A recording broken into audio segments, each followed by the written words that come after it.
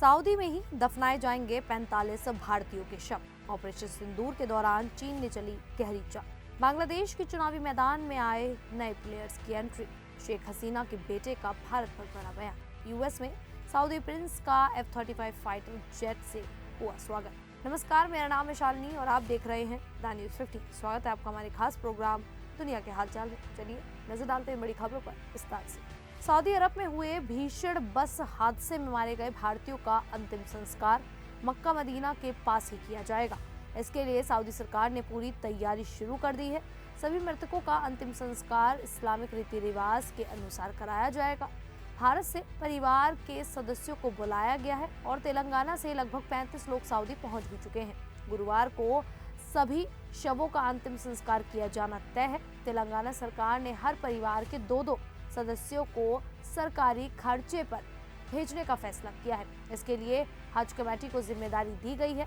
तेलंगाना के अल्पसंख्यक कल्याण मंत्री मोहम्मद अजरुद्दीन भी इस मामले की निगरानी के लिए 2 दिन पहले ही सऊदी पहुंच चुके हैं। हादसे के बाद सऊदी अधिकारियों ने शवों की पहचान शुरू की है। कुछ शवों की पहचान हो चुकी है और उनके मृतक प्रमाण पत्र भी तैयार कर लिए गए हैं, लेकिन कई शव बुरी तरह जल जाने के कारण पहचान में समस्या आ रही है। ऐसे मामले में DNA टेस्ट कराया जाएगा। DNA रिपोर्ट आने के बाद ही मृतक प्रमाण पत्र जारी होंगे और फिर अंतिम संस्कार की प्रक्रिया शुरू की जाएगी। यह हादसा तब हुआ जब उमराह के लिए गए 45 भारतीयों की बस मक्का मदीना कॉरिडोर में एक तेल टैंकर से टकरा गई। जोरदार धमाका हो गया। मृतकों में अधिकांश लोग तेलंगाना के थे। तो वहीं भारत ने मई 2025 में पाकिस्तान स्थित आतंकी संगठनों के खिलाफ ऑपरेशन सिंदूर शुरू किया था। इसके बाद पाकिस्तान की वायुसेना ने भारत पर हमला करने की कोशिश की, लेकिन भारतीय वायुसेना ने उसे पूरी तरह नाकाम कर दिया। उसी दौरान पाकिस्तान ने दावा किया कि उसने भारत के राफेल लड़ाकू विमान को मार गिराया है। बाद में ये दावा झूठा साबित हुआ। अब एक अमेरिकी रिपोर्ट में खुलासा हुआ है कि इस झूठे प्रचार के पीछे चीन की बड़ी भूमिका थी। अमेरिकी चीन आर्थिक और सुरक्षा समीक्षा आयोग की रिपोर्ट के अनुसार चीन ने जानबूझकर राफेल के खिलाफ दुष्प्रचार अभियान चलाया ताकि J-35 लड़ाकू विमान को बढ़ावा दिया जा सके। चीन ने AI की मदद से फर्जी तस्वीरें बनाई जिनमें राफेल जैसे दिखने वाले मलबे को नस्कुआ बताया गया। इन तस्वीरों को प्रचारित करने के लिए नकली सोशल मीडिया अकाउंट का इस्तेमाल किया गया। रिपोर्ट में ये भी बताया गया कि 2024 में चीन समर्थक ऑनलाइन समूहों ने अमेरिका में नशीली दवाओं, गर्भपात और आप्रवासन जैसे संवेदनशील मुद्दों पर AI जनरेटेड कंटेंट का उपयोग कर लोगों में विभाजन फैलाने की कोशिश की। ताइवान ने भी बताया कि उसके सरकारी सर्वरों पर चीन से जुड़े साइबर हमलों की संख्या रोजाना लाखों में रहती है। चीन ने ताइवान चुनावों के दौरान व्यापार नियमों और टैरिफ का रणनीतिक उपयोग भी किया। तो वहीं बांग्लादेश चुनाव आयोग ने नेशनल सिटीजन पार्टी को आधिकारिक राजनीतिक पार्टी के रूप में पंजीकरण दे दिया है। चुनाव आयोग के वरिष्ठ सचिव अख्तर अहमद ने बताया कि NCP के साथ बांग्लादेश समाजतांत्रिक दल को भी रजिस्ट्रेशन मिला है। जारी गजेट में NCP को नया चुनाव चिन्ह शापला कोली जल कुमुदिनी की कली दिया गया है।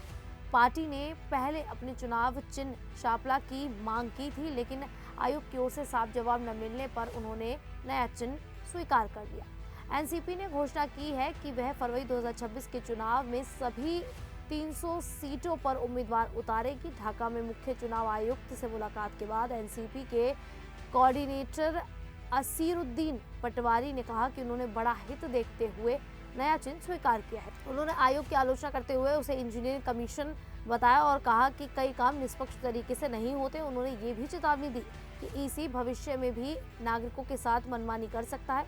कुछ दिन पहले पटवारी ने कहा था कि उनका संगठन देश में बैलेट रिवॉल्यूशन या बुलेट रिवॉल्यूशन दोनों के लिए तैयार है। अगर लोकतांत्रिक रास्ता मिला तो वे चुनावी बदलाव चाहते हैं, लेकिन जरूरत पड़ने पर संघर्ष भी करने को तैयार है। अगले साल के चुनावों से पहले देश में राजनीतिक तनाव और अनिश्चितता लगातार बढ़ रही है। तो वहीं बांग्लादेश के पूर्व प्रधानमंत्री शेख हसीना के बेटे सजीव वाजेद जॉय ने भारत को अपनी मां की जान बचाने के लिए धन्यवाद दिया है। उन्होंने कहा कि अगर अगस्त 2024 में शेख हसीना बांग्लादेश से बाहर नहीं आती तो उग्रवाद उनकी हत्या कर देते। उन्होंने प्रधानमंत्री नरेंद्र मोदी का विशेष रूप से शुक्रिया अदा किया कि भारत ने उनकी मां को शरण दी। जॉय ने बांग्लादेश की अंतरिम सरकार द्वारा मांगे गए प्रत्यर्पण को पूरी तरह गैरकानूनी बताया। उनके अनुसार मुकदमे में ना तो कानूनी प्रक्रिया का पालन हुआ और ना ही उनकी मां के वकीलों को कोर्ट में आने दिया। उन्होंने कहा कि 17 जजों को हटाया गया और संसद की मंजूरी के बिना कानून बदले गए। ऐसे में भारत प्रत्यर्पण स्वीकार नहीं करेगा। जॉय ने स्वीकार किया कि शुरुआती छात्र आंदोलन को उनकी सरकार ने ठीक से नहीं संभाला, लेकिन बाद की हिंसा एक योजनाबद्ध तख्तापलट थी। उन्होंने दावा किया कि पाकिस्तान की आईएसआई ने उग्रवादियों को हथियार दिए। उन्होंने चेतावनी दी कि अंतरिम सरकार ने हजारों आतंकवादियों को रिहा कर दिया है और लश्कर-ए-तैयबा बांग्लादेश में सक्रिय हो गया है। जॉय ने यह भी कहा कि मोहम्मद यूनुस की अंतरिम सरकार अवैध है और 1 साल से ज्यादा समय से बिना चुनाव सत्ता में बैठी है, जबकि पूर्व सांसद समेत हजारों लोग जेल में बंद हैं। तो वहीं अमेरिका और सऊदी अरब के रिश्तों में तेजी से गर्माहट दिखी जब क्राउन प्रिंस मोहम्मद बिन सलमान 7 साल बाद वाशिंगटन पहुंचे।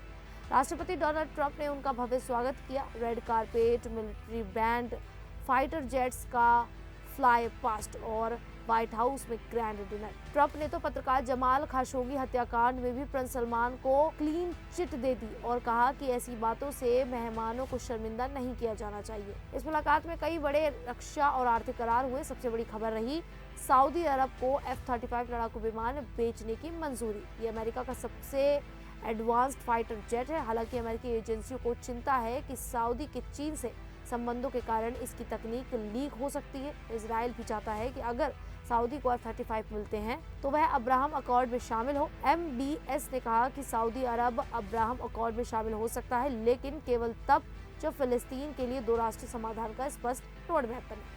दोनों देशों ने अन्य समझौतों पर भी सहमति की है। अमेरिका से 300 टैंक खरीदना, सिविलियन न्यूक्लियर डील और बड़ा सुरक्षा सहयोग। ट्रंप ने सऊदी अरब को मेजर नॉन नाटो ऐलान का दर्जा देने की घोषणा की।